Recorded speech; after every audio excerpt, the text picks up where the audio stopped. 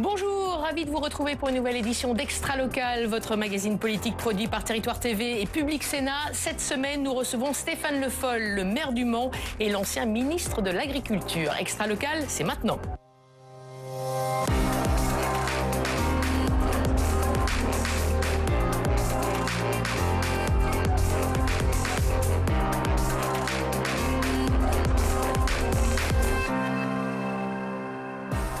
Bonjour Stéphane Le Foll. Bonjour. Merci d'être avec nous pour cette petite heure durant laquelle vous serez interrogé par 3 journalistes de nos régions que je vous présente. Vous en connaissez sans doute certains. Jefferson Desports, grand reporter à Sud-Ouest, qui représente la Nouvelle-Aquitaine ici. Bonjour Jefferson. Bonjour Marie, bonjour Stéphane Le Foll. Bonjour. À côté de vous, Valérie Pernette, la première femme de cette émission, journaliste de la Nouvelle République du Centre-Ouest, responsable de la rédaction du Loir-et-Cher. Vous êtes à Blois. Bonjour Valérie, bienvenue sur ce plateau. Merci, bonjour. Bonjour.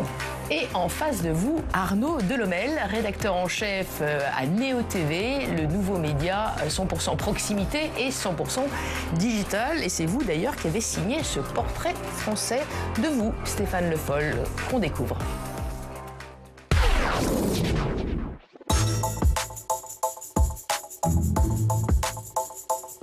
Le Mans, bien entendu, parce que je suis maire du Mans. Cette ville a des atouts, cette ville a un patrimoine, cette ville a un charme, cette ville est très étendue, donc il y a beaucoup de choses qui font de cette ville une ville qui mérite d'être beaucoup plus connue, même si la course des 24 heures est connue dans le monde entier. J'y suis, j'y reste. L'idée que, voilà, il y a une continuité, il y a quelque chose qui s'inscrit dans le temps. Touche pas au Grisby, tonton flingueur. L'hydrogène, oui, je pense que l'avenir va changer beaucoup les moyens de locomotion et que l'hydrogène aujourd'hui, on en a fait, en tout cas nous, laisser des tests au Mans. J'espère d'ailleurs aussi avoir un train hydrogène à terme, mais ça dépend pas que de moi, mais voilà, je pense au train.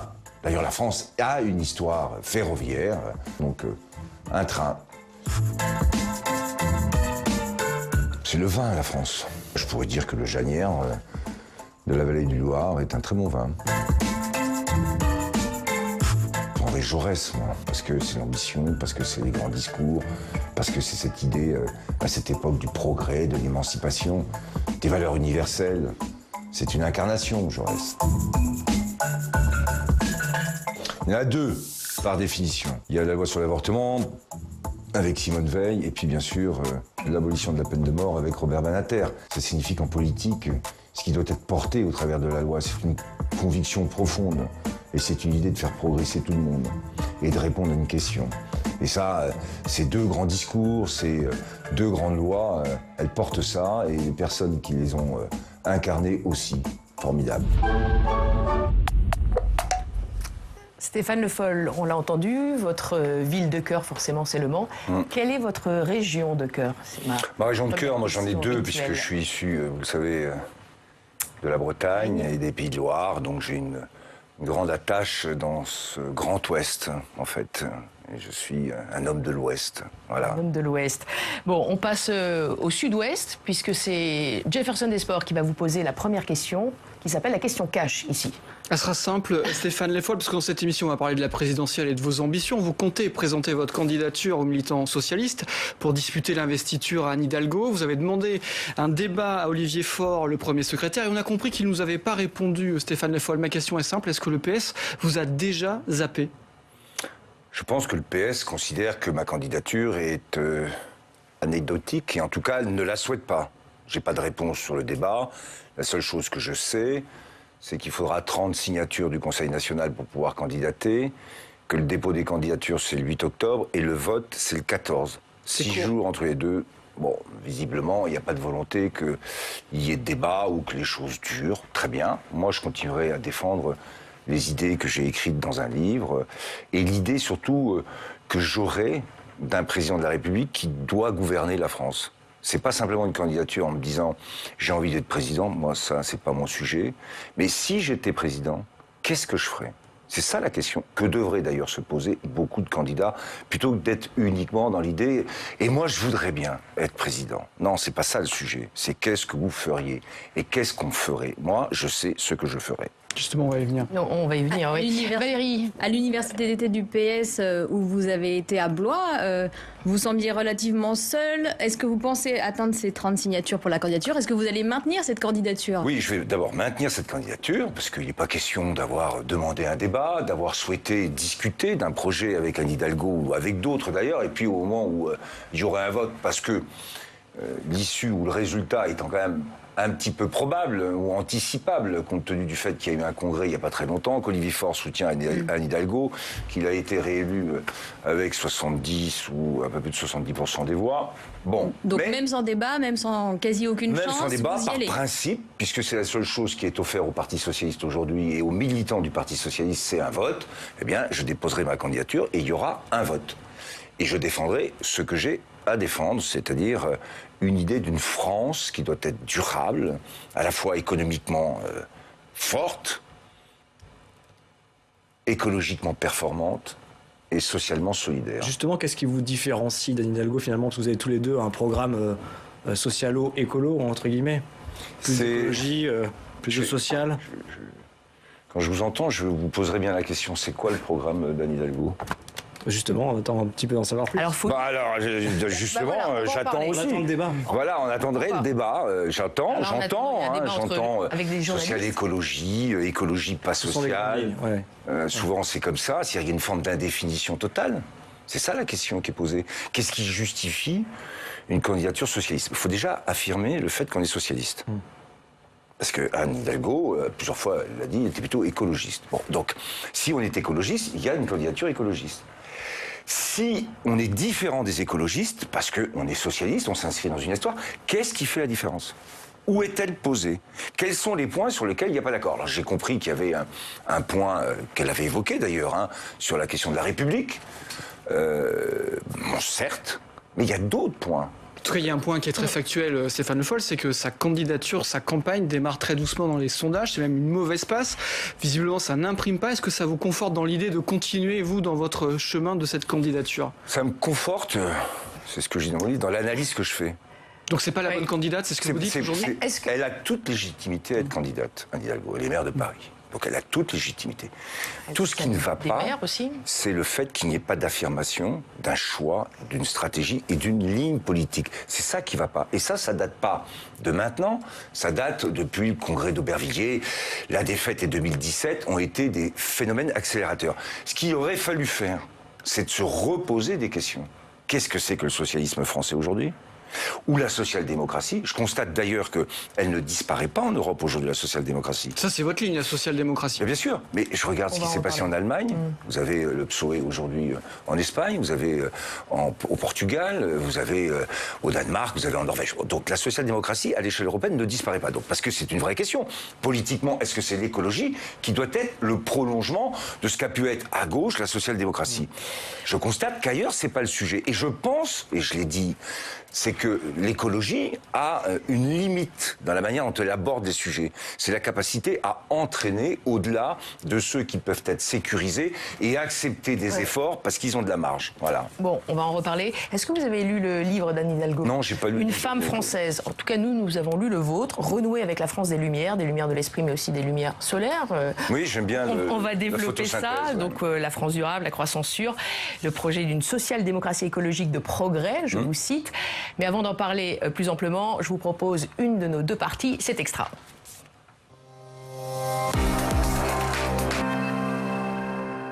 Alors, comme son nom l'indique, c'est Extra et notre partie qui s'intéresse à ce qui va au-delà du local. On va parler de national. Ici, il y a eu beaucoup d'annonces en ce 1er octobre, évidemment. La hausse des prix du gaz, du SMIC, la revalorisation des grilles de salaire des soignants et aussi l'extension du pass sanitaire pour les adolescents. Regardez. Tous les adolescents de 12 à 17 ans sont concernés. À compter du 30 septembre, il leur faudra présenter un pass sanitaire, y compris pour leurs activités extrascolaires.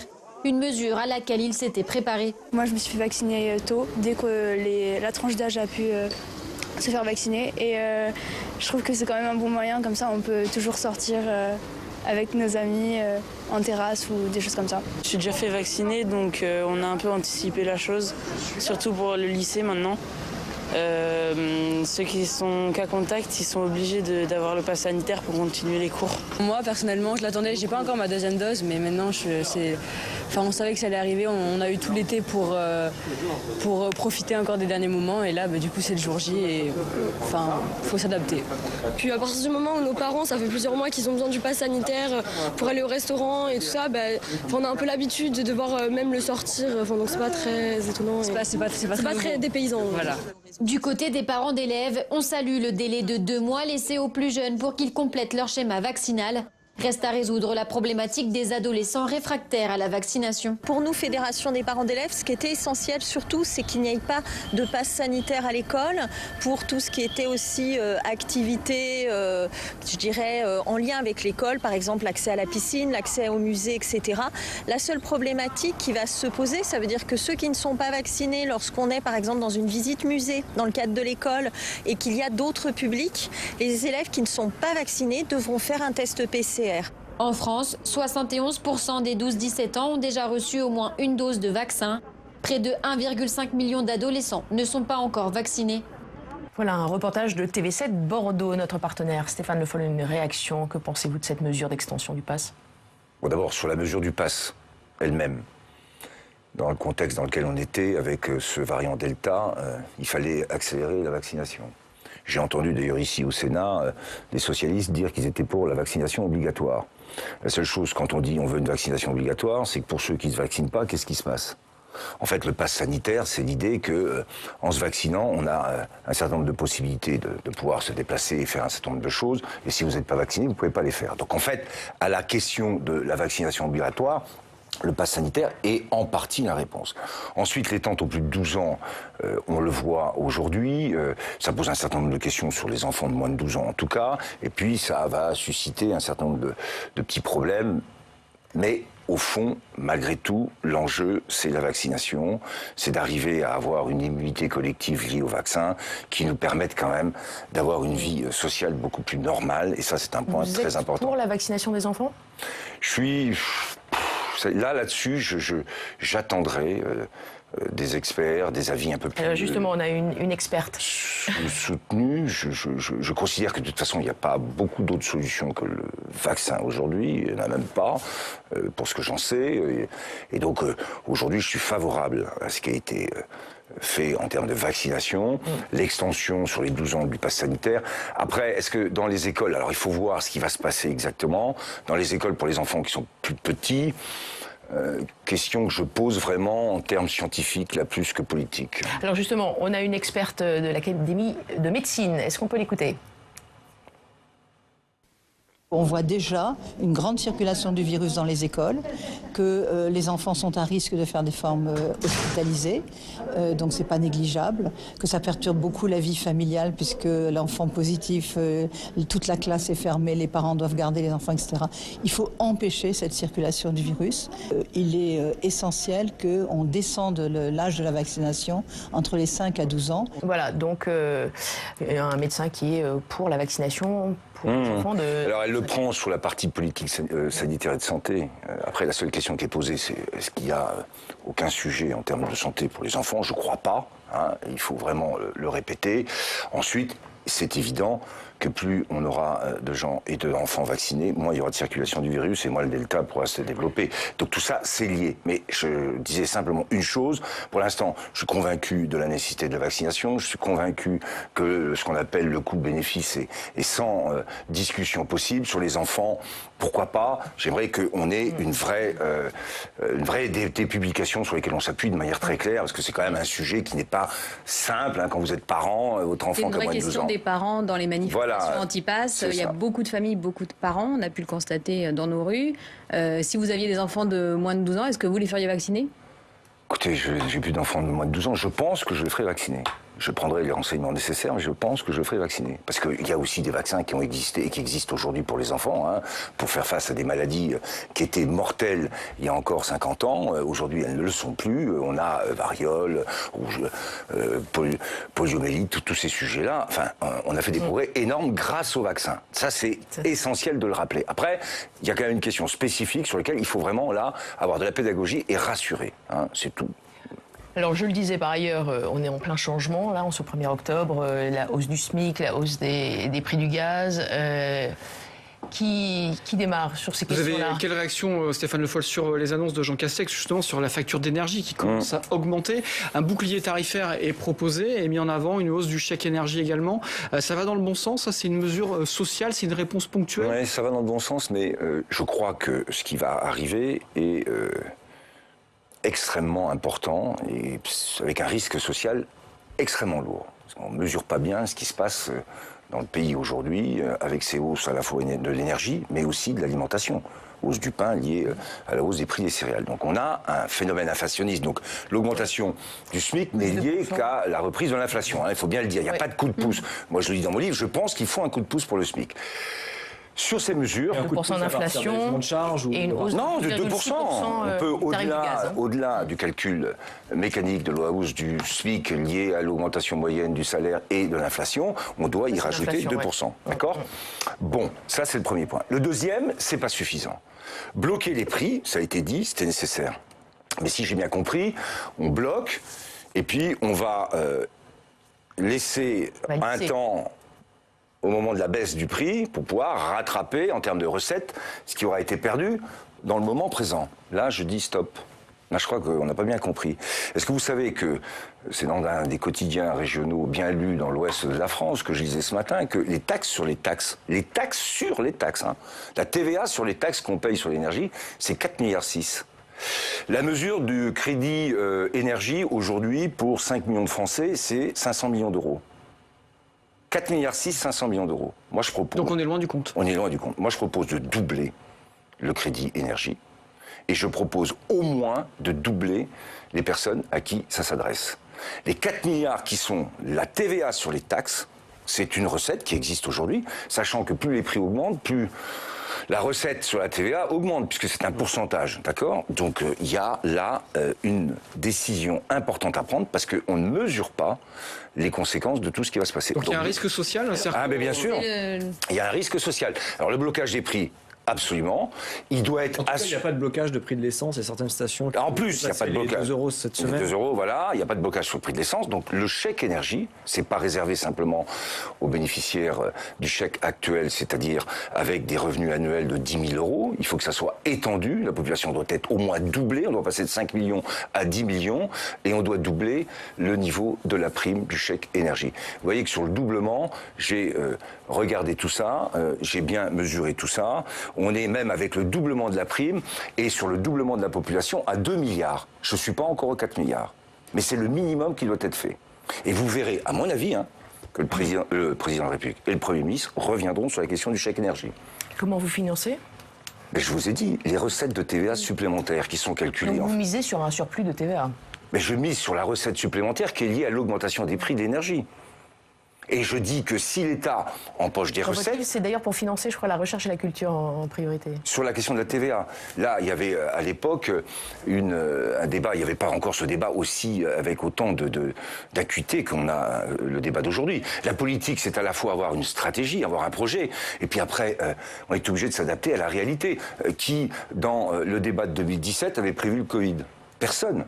Et vous êtes obligé de vous adapter. Il faut aussi que chacun intègre bien que faire de la politique et gouverner, c'est à la fois avoir un axe stratégique, un projet, et puis être capable de s'adapter à chaque fois. Là, il faut s'adapter.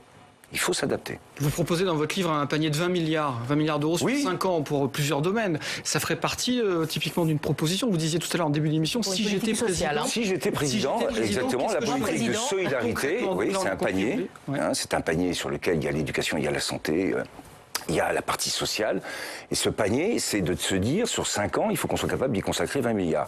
Et je l'ai dit dans mon livre, si je fais le calcul, sur les 20 milliards, si je prends la suppression de l'impôt sur la grande fortune, plus le prélèvement forfaitaire unique, à 4-5 milliards par an, sur 5 ans, vous êtes à 20-25 milliards. Donc c'est la même chose, mais pour redistribuer. Et en particulier... Donc vous remettez l'impôt sur les grandes fortunes. Je propose, de toute façon, sur l'impôt sur les grandes fortunes, il faudra rediscuter de l'ensemble. C'est le prélèvement forfaitaire unique qui, pour moi, est le sujet le plus discutable de ce qui a été décidé. Parce qu'à un moment où, en économie, les taux d'intérêt étaient pratiquement négatifs, donner un avantage fiscal au capital...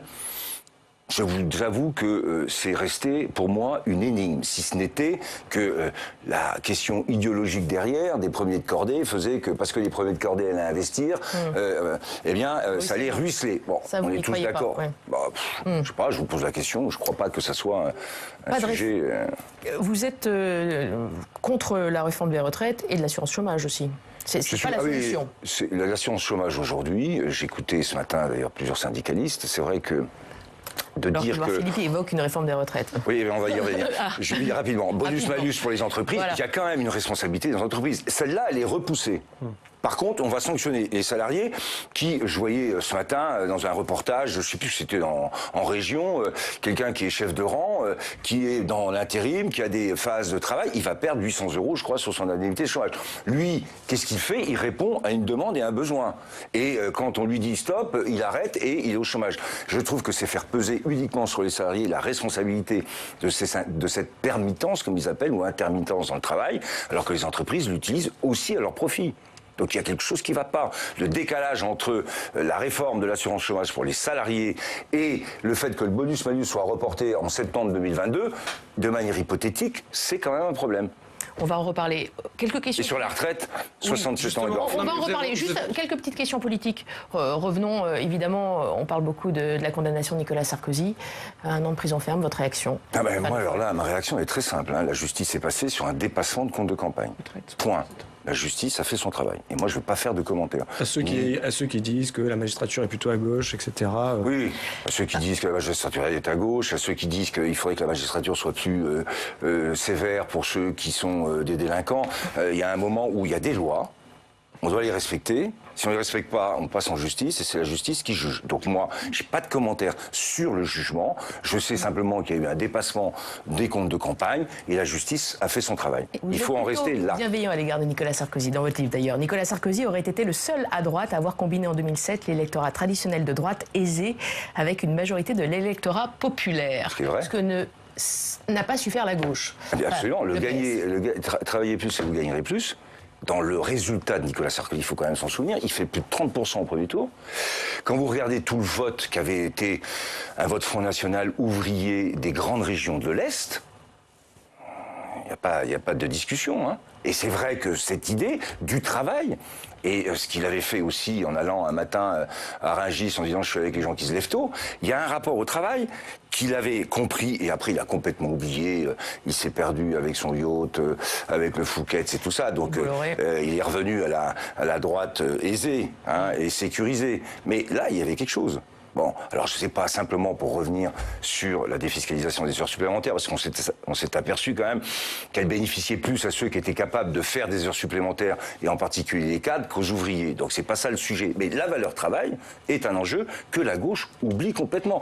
Au contraire même, elle pense la fin du travail avec le revenu universel. Alors là, pour les couches qu'on est censé représenter, c'est une rupture majeure. On parle de fiscalité, donc ça tombe bien parce qu'on va regarder quand même les 4 unes de nos journaux qui reprennent beaucoup cette thématique fiscale. Vous allez en choisir une. À vous de choisir et de commenter. Je choisis une de journaux. Voilà, alors on les voit. Donc Jean Castex a un plan, donc là c'est la une de Sud-Ouest sur le logement social, donc avec l'exonération des taxes foncières sur la construction du logement social. Des taxes foncières qui augmentent par ailleurs avec la hausse de la taxe d'enlèvement des ordures ménagères, qui est à la une de la Nouvelle République. Deschamps-Touraine, tsunami fiscal à venir. La une du Télégramme, elle porte sur les règles qui changent pour l'assurance chômage, c'est une d'hier je crois. Les conditions donc bien sûr plus strictes pour percevoir les allocations chômage, et la une de la Voix du Nord que je vous propose, où l'on parle encore de fiscalité avec la tournée du président concernant les pourboires bientôt défiscalisés. Laquelle choisissez-vous pour commenter? Les pourboires, je ne savais pas. Les pourboires défiscalisés. Une carte bleue. Ah, une carte en carte bleue. Oui, enfin les cartes bleues, oui. Pour simplifier les clients et des... Alors il y en a une qui vous inspire pour commenter? Qu'est-ce que je vous dirais sur la question des déchets, qui est un vrai sujet? Sur l'agglomération du Mans, on a baissé la taxe sur les ordures ménagères de 10% il y a 2 ans. Comment avez-vous fait? Parce que dans toutes les collectivités, les prix flambent. À Tours, l'exemple est assez parlant.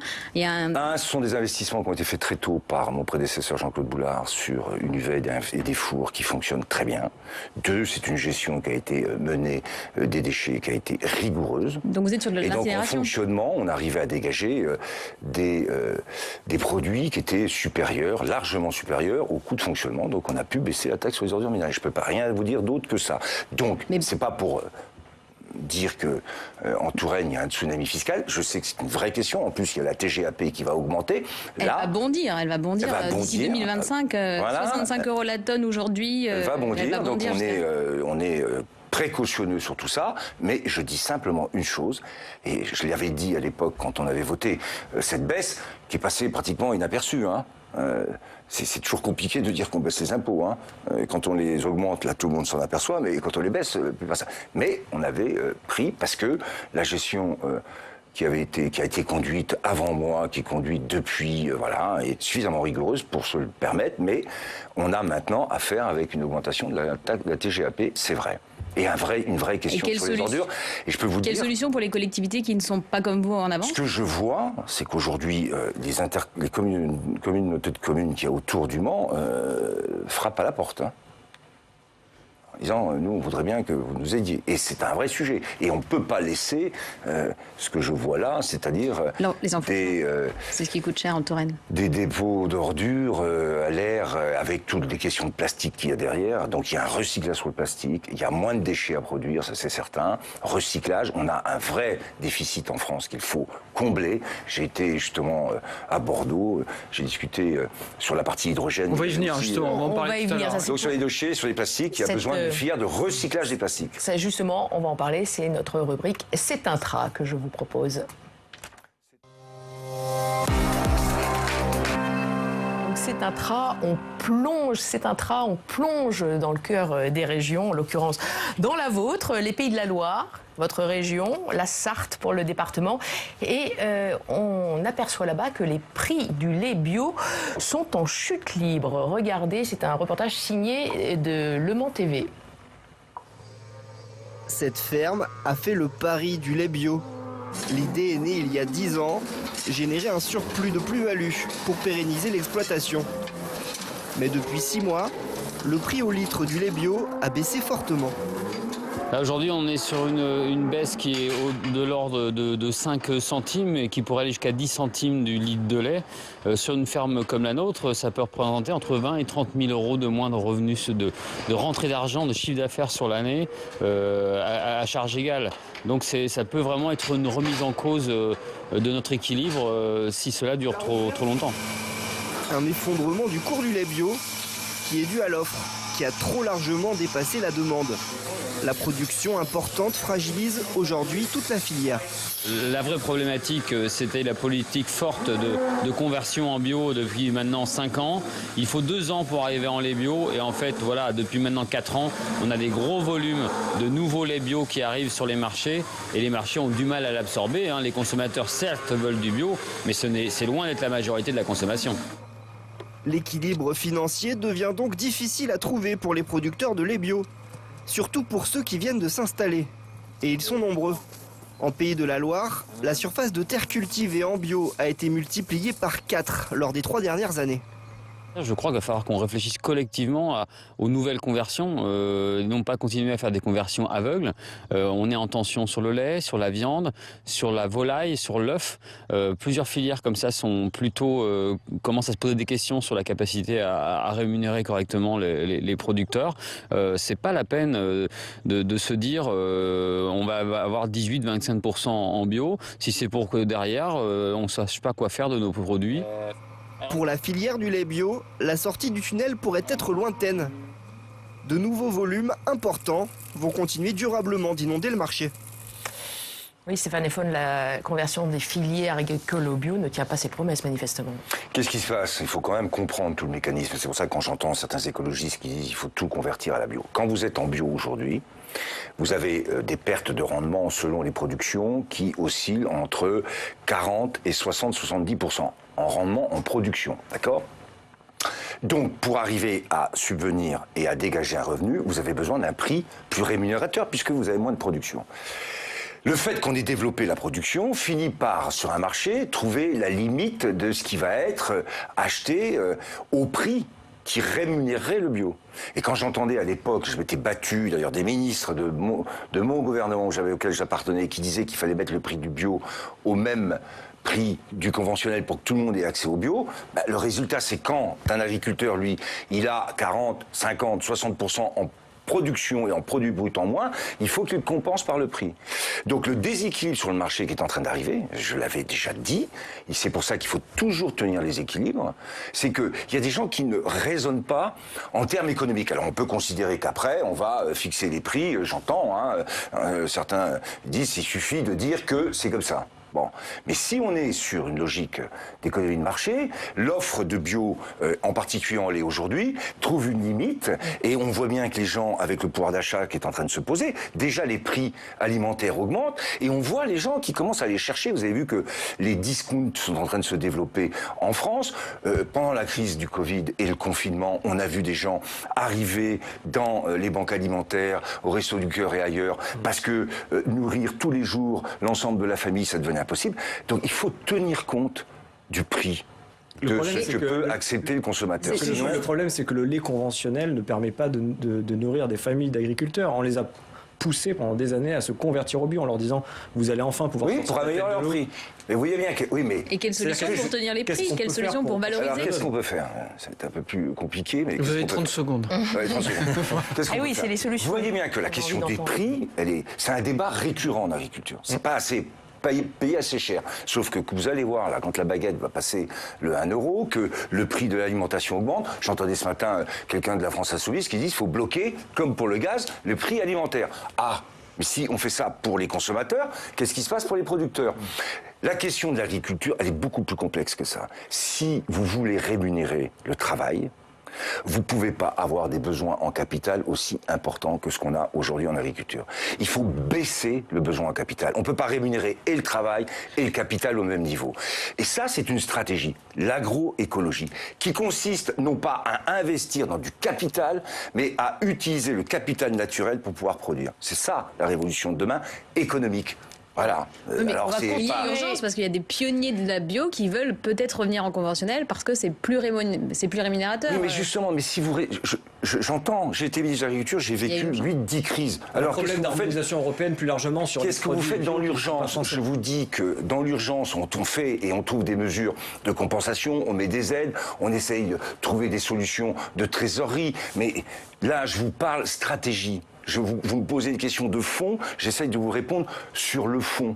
Alors, oui, il y a l'urgence, mais si vous ramenez tout à l'urgence, vous ne trouvez jamais la solution pour le moyen et long terme. Donc, je vous dis simplement que la ligne stratégique, si on veut y arriver, et c'est pour ça qu'il faut arrêter aussi l'idée auquel j'ai été confronté, il faut toujours produire plus, parce que la volonté de produire plus nécessite souvent beaucoup plus de capital. Ça, c'est une fuite en avant pour l'agriculture qui ne permettra pas de régler le problème des prix. Alors, on va continuer de parler de votre projet, de la conversion, de la transition écologique.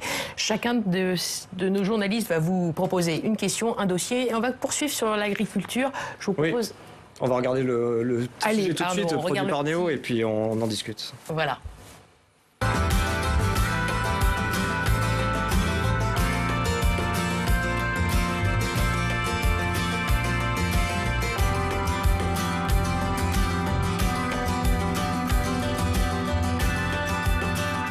Franchement, les jeunes, ils ont été top, ils ont été curieux, ils ont posé des questions hyper pertinentes, je trouve. Et ça les a vraiment enrichis.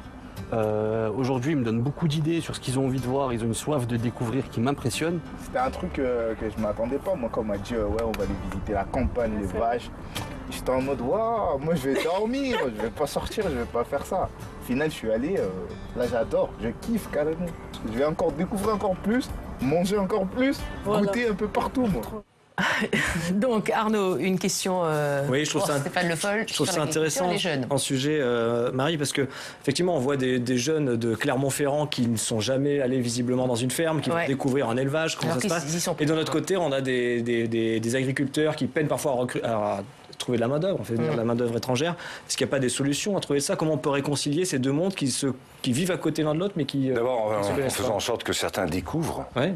Tout le monde se découvre les uns les autres, ça c'est très important. Je veux dire, la capacité qu'on a à faire connaître, à faire partager, à faire découvrir, ça fait partie d'ailleurs de la question d'éducation de manière plus générale, c'est un enjeu. On le voit bien, ce jeune, il dit, moi j'y serais jamais allé, on me demande d'y aller, j'y vais en me disant qu'est-ce que je vais aller faire, je vais dormir, et puis au fond je découvre quelque chose qui correspond peut-être à ce que j'ai envie de faire. Donc ça c'est un point très important. Et dans les lycées agricoles, on a ce souci d'accueillir, d'ailleurs, des jeunes hors cadre familial, du cadre familial agricole, justement d'ouvrir aussi l'agriculture à d'autres.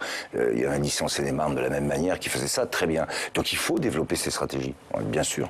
Alors l'agriculture manque d'attractivité, c'est le cas aussi de la ville du Mans. Je vous propose d'écouter cette question d'une journaliste de Le Mans TV, Laure Girard. Écoutez sa question pour vous. Le Mans, une ville proche de Paris qui bénéficie d'un immobilier peu cher, qui recrute dans ses industries et notamment dans le secteur tertiaire. Une ville qui pourtant stagne en termes de population à 143 000 habitants environ depuis plus de 10 ans. Alors, des solutions pour attirer de nouveaux Manceaux? Alors, des solutions? C'est pareil, le constat, c'est que depuis 20 ans, c'est vrai que la ville du Mans est autour de 146 000 habitants. Bon. Qu'est-ce qui s'est passé? Une grande partie de la population active est partie dans l'agglomération du Mans pour aller chercher.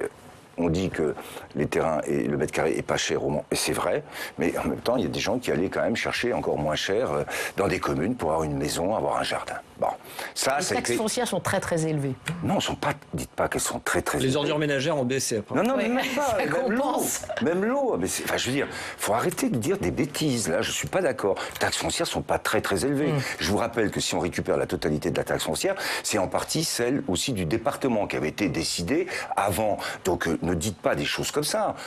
La taxe foncière est dans la moyenne. Elle n'est pas plus élevée qu'ailleurs, et elle est dans la moyenne. Donc, on est sur une stratégie fiscale de modération fiscale, et ça c'est la stratégie qu'on a fixée. Deuxièmement, l'attractivité, il faut être capable d'investir dans des nouveaux domaines. Donner de l'attractivité, c'est tout l'enjeu de la culture, et tous les grands projets qu'on a portés dans le cadre du projet qu'on a porté sur la capitale française de la culture. On a 4 grands projets qui commencent à trouver un public.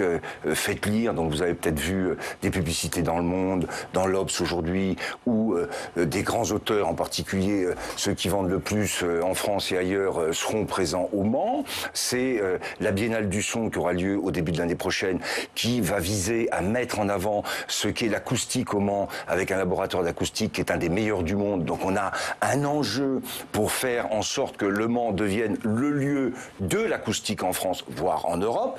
Mais l'attractivité, ça se construit. Et c'est vrai que ça se règle pas tout de suite. Alors après, il faut construire aussi des bâtiments, des logements, reconquête des friches. Le Mans, j'étais à Bordeaux donc il y a 2 jours. J'ai regardé la surface de Bordeaux. Dites-moi. 49 km², la surface du Mans. Aucune idée. 52. 275 000 habitants. Alors je vous propose le deuxième. Juste Marie, peut-être parce qu'il y a aussi une enquête de Marianne qui dit que la ville du Mans arrive 100e sur 314e dans l'accessibilité aux médecins. Alors, il faudrait regarder dans cette enquête, le désert, je ne l'ai pas, le désert médical. La Sarthe est un désert médical. Et sauf, et Le Mans aussi. Et c'est aussi un peu le cas du Loir-et-Cher, votre région. Voilà. Ça me permet de faire la transition. Oui, c'est Valérie. Mais CHU, Angers, là où il y a des CHU, il y a une formation, il y a des internes. On n'a pas de CHU, on est obligé de travailler, et on travaille maintenant avec Angers. Oui. On va mettre en place des maisons pluridisciplinaires de santé, et on va avoir une stratégie, là encore, un projet. Je ne vais pas tout régler en 5 minutes, mais ça s'appelle le gain en temps médical. On va développer, et on votera d'ailleurs une délibération bientôt, où on va soutenir en particulier la formation des infirmières de pratique médicale avancée, pour qu'une partie de ce que faisaient les médecins soit maintenant fait par d'autres, parce que sans plus de médecins, il faut que le même nombre de médecins puisse permettre d'avoir plus de patients. Ça, c'est un enjeu de demain. Mais ça ne se fait pas. Voilà, le constat, je le fais comme tout le monde. Ça ne se fait pas en 24 heures. Valérie Pernette, vue de Blois, vous avez un autre dossier à porter. Même un petit peu au-delà de Blois, puisque la Nouvelle République est même en Deux-Sèvres. Et en Deux-Sèvres, il y a un problème d'eau, de conflit de l'usage de l'eau qui est quand même l'eau est quand même essentielle et vitale pour l'agriculture notamment, et les agriculteurs demandent à corps et à cri dans bien des régions françaises la création et la construction de réserves de substitution ou de bassines. Le terme, c'est selon de quel côté on se place. C'est en projet depuis 2011. Les travaux allaient tout juste commencer, mais évidemment il y a des opposants à tout ça. Le ministre a réaffirmé son soutien à ce projet, estime que c'est une bonne chose de construire des réserves d'eau. Vous, quelle est votre position là-dessus? Est-ce qu'il faut construire des réserves d'eau pour les agriculteurs? À savoir que là aussi, il y a urgence. Dans bien des territoires, on nous dit que sans réserve d'eau, il n'y a plus d'élevage d'ici 5 ans. Là, il y a une vraie question. C'est que si les surfaces agricoles touchées par la sécheresse sont immenses, et si la seule réponse qui est apportée, c'est de dire je crée des bassines ou des réserves collinaires à chaque fois que j'ai un problème de sécheresse, je vous laisse réfléchir, ça ne marchera pas. Donc il y a des principes là aussi qu'il faut essayer de mettre en avant. On peut avoir des surfaces fourragères sur lesquelles on peut développer des stratégies d'irrigation à condition que ça soit à vocation large, parce que c'est un investissement public. Et donc ça ne peut pas se faire s'il n'y a pas des créations, ce que j'avais proposé dans la loi, qui devrait être fait de GI2E, c'est-à-dire de groupements d'intérêts économiques et environnementaux, dans lequel la question de l'eau est intégrée, mais on intègre 8, 10, 15 exploitations. Ça ne peut pas être à chaque fois que j'ai un problème. Monsieur le président du département, j'ai créé une bassine ou une réserve collinaire. Ça, c'est le premier point. Deuxième point, techniquement, aujourd'hui, dans un certain nombre de régions, le labour de printemps est une catastrophe pour l'évaporation de l'eau qu'il y a dans les sols. Le principe, c'est d'éviter que l'eau qu'il y a dans les sols à la sortie de l'hiver s'évapore quand vous labourez pour faire un maïs ou pour faire des labours de printemps. Ça, c'est une question que j'ai déjà évoquée des dizaines de fois. Il faut au contraire couvrir les sols, garder des végétaux sur les sols pour éviter l'évaporation de l'eau à la sortie de l'hiver. Dans ces principes-là, il faut que la discussion sur les retenues collinaires, plutôt que sur les bassines, parce que je préfère quand même les retenues collinaires, s'appuie sur des vrais objectifs. Ça peut pas être à chaque fois qu'on a un problème, et il y en a des problèmes, et c'est grave, hein, la question de la sécheresse, mais il faut traiter ça avec, là encore, des grands principes, des vraies stratégies, et pas simplement des réponses de l'urgence, sinon on n'y arrivera pas, et on aura toujours l'urgence, c'est un dossier depuis 2011, il y a eu tous les feux verts, et aujourd'hui, l'État n'arrive pas à faire respecter les décisions qui ont été prises. À l'époque, j'ai connu ce qui s'était passé d'ailleurs au barrage de Sivins avec justement, il y a un risque de barrage, un risque de drame, mais ça, c'est des vraies questions, mais il faut être capable de dire à la population, à ceux qui s'opposent, parce que le conflit d'usage de l'eau, c'est pour l'agriculture, bien sûr, et c'est absolument nécessaire, mais derrière, vous avez aujourd'hui, je voyais dans l'Aude, des villages sur lesquels il n'y a plus d'eau, et c'est des camions qui amènent de l'eau potable tous les jours. Hein. Donc il faut arriver à avoir un vrai débat, fixer des grands principes, et puis après on discute des outils et des équipements qu'on se donne. Alors la transition est facile, on va passer de l'eau à l'hydrogène, c'est l'une des composantes, oui, Stéphane H2O. Oui, c'est vrai, on en a parlé justement tout à l'heure. Vous étiez à Bordeaux pour échanger avec des entreprises sur la question de l'hydrogène, vous avez lancé un plan hydrogène au Mans de 21 millions d'euros de mémoire. Au-delà de l'hydrogène, la question que j'ai envie de vous poser, c'est quand on vous écoute, c'est qu'est-ce qui vous différencie finalement d'un Yannick Jadot? Parce que l'écologie infuse votre livre, vous voulez des panneaux photovoltaïques, vous voulez des verres intelligents pour profiter des surfaces vitrées, etc. Finalement, c'est quoi le Fold d'aujourd'hui face à un écologiste d'aujourd'hui? L'innovation et l'investissement. C'est ça votre différence? Vous n'avez qu'à regarder, quand je parle de la géothermie saisonnière, qui en parle aujourd'hui? Capter des calories du sol. Moi, je pars du principe que la première énergie qu'on a gaspillée depuis des années, c'est le solaire. C'est le solaire, oui. Et à la différence de Yannick Jadot, je ne suis pas en train de me dire... Depuis 2018, au moins. Vous avez votre plan solaire depuis 2018. Depuis 2018, on est passé de 4 hectares à peine... À 200 000. Oui, on a 200 000, et l'objectif, c'est plus de 100 000. C'est plus de 1 million. C'est-à-dire plus de 100 hectares de panneaux solaires. Quelle est la production derrière? La production, elle va au fur et à mesure. C'est 5 000 foyers aujourd'hui, 10, 15 000. On va continuer de développer cette stratégie. Mais au-delà des panneaux, la surface disponible pour utiliser les calories que nous donne le soleil, il y en a partout. Je prends le premier gymnase à la briqueterie qui va être fait au Mans. Géothermie saisonnière, qu'est-ce que je fais? On capte des calories qu'il y a dans le sol, autour du gymnase. On les envoie en profondeur et on les stocke. Et l'hiver, on chauffe le gymnase avec les calories qu'on aura stockées. L'optimum que je souhaiterais atteindre, c'est que le volume du gymnase, on capte ces calories l'été, quand il fait très chaud, qu'on les stocke et qu'on les chauffe l'hiver. C'est-à-dire qu'on ait un circuit complètement... Donc cette différence avec une candidature écologiste, avec le vainqueur de la primaire écologiste. Mais Yannick Jadot, il est sur quoi? Sortie du nucléaire aujourd'hui? Est-ce que je suis pour la sortie du nucléaire? Non. Est-ce qu'il est pour l'éco-keynésianisme que je porte? Que vous portez. Fondamentalement l'investissement. 100 à 200 milliards d'euros de plan d'investissement entre pour l'État, pour la transition entre l'Europe, l'État, les collectivités. Ouais, les collectivités. Et bien sûr, on est capable de faire ça. Il faut et c'est un pacte qu'il faut faire. Le vrai problème aujourd'hui, c'est que l'État dit, je mets, en gros, c'était 26 ou 27, 30 milliards, dans lequel, dans lequel il y a 10 milliards d'impôts de production. Hein. Je vous le rappelle. 8 fois plus pour vous. Et c'est 8 fois plus, mais pas que l'État. Ouais. Je prends les collectivités, parce que je vois les investissements que nous faisons, nous. On est capable de faire encore beaucoup plus si on a le soutien de l'Europe et de l'État. Donc vous dites quoi? C'est du pragmatisme? C'est quoi? C'est de la vision? Contrairement Après, débat sur croissance-décroissance. J'ai vu que Sandrine Rousseau et Yannick Jadot ne répond pas à cette question. C'est pas Olivier Faure. Vous aviez failli confondre. Vous êtes en train de vous craignez que finalement le PS s'efface derrière les écologistes. Je sais que la stratégie j'ai vu d'ailleurs Caroline Delga l'a dit. Je l'ai dit. La semaine dernière, tout s'écroule. Si Jadot est là, tout s'écroule. Je trouve qu'aujourd'hui, on ne sait plus trop où on va. D'ailleurs, les proches d'Anne Hidalgo disent qu'ils vont rencontrer les Verts. Chacun dit c'est derrière moi qu'il va falloir se rassembler, mais personne ne parle du projet pour les Français. Là, on a parlé de votre projet. Juste un petit mot. Moi, j'ai dit que je serais en 2017 à Benoît Hamon. On arrive à la fin de cette émission. Voilà. Juste une petite question, parce qu'on a lu votre livre, vous l'entendez. Parmi vos propositions, juste d'un mot, vous êtes pour une élection présidentielle à un tour et pas de Premier ministre. Non, j'ai dit que j'avais 2 hypothèses. Ah bon? Alors j'ai peut-être lu rapidement, mais j'ai... Non, mais il y a 2 hypothèses pour moi. J'ai pas tranché, j'ai dit que j'ouvrais un débat, mais il y a 2 pistes. Si on veut redonner une place au Parlement, le fait d'avoir un quinquennat et l'inversion du calendrier, c'est-à-dire l'élection présidentielle après, on pourra faire ce qu'on veut. Par exemple, François Bayrou dit qu'il faut mettre une dose de proportionnelle. Ça ne réglera rien. Le problème, c'est que la dynamique politique, et on le voit bien, elle est principalement lié à la présidentielle, il n'y a plus que la présidentielle qui compte, et derrière, vous avez une réplique qui sont les législatives. D'ailleurs, pour ceux qui pensent que la négociation législative prime sur la question présidentielle, ils se trompent, encore une fois. Message à Anne Hidalgo et au Vert. Ou à tout le monde. Très bien. Deuxième point. Là, voilà. Deuxième point, je termine. Si on veut donc redonner une place au Parlement, il faut qu'on arrive à décaler. Et je propose ou un septennat unique, on revient à 7 ans où un président se met au-dessus du débat partidaire et à un Parlement qui a son propre calendrier. C'est d'ailleurs, je crois, ce que propose Xavier Bertrand, je suis d'accord. Ou alors, on passe à un système présidentiel et on assume. En tout cas, tout est dans votre livre. Mais on peut renouer à une forme avec de la France des Lumières. Donc voilà, chez Kalman Levy. Sinon, on n'a plus de débat démocratique au Parlement. Je suis désolée de vous interrompre, on est limité en temps. Merci beaucoup Stéphane Le Foll d'avoir été notre invité. Vous allez nous quitter, on reste tous les 4 ensemble pour débriefer. Je vous laisse alors.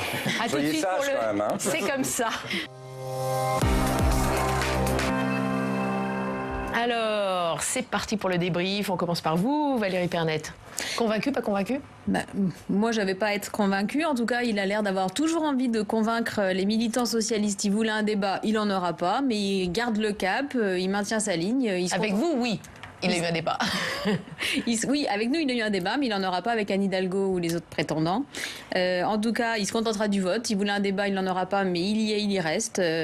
Moi, voilà, j'attendais de savoir s'il restait candidat, malgré tout ça, malgré le fait qu'il soit relativement inaudible dans cette campagne, malgré le fait qu'à Blois, à l'université d'été du PS, les militants n'étaient pas forcément très nombreux autour de lui, les médias non plus. Là, vous avez tout vu. Hein. Il était relativement isolé. Il était relativement isolé, esselé. J'ai pas l'impression qu'il ait drainé beaucoup de soutien depuis, mais malgré tout, il y va encore. Est-ce qu'il y a une petite phrase qui vous a marqué, une séquence Eh bien, il disait le vote est la seule chose qui m'est offerte et j'y vais. Ouais. Bon, on y va. Jefferson. On va rester dans la continuité. Moi, j'ai bien aimé cette petite remarque. Vous l'avez vu, le programme d'Hidalgo, point d'interrogation, sous-entendu, il n'y en a pas. Et sous-entendu, j'en ai un. Il est dans mon livre, Renouer avec la France des Lumières. Pas mal exposé, et cette petite phrase, cette petite remarque fait aussi écho à la petite phrase qu'il donne dans le portrait Néo, touche pas au Grisby.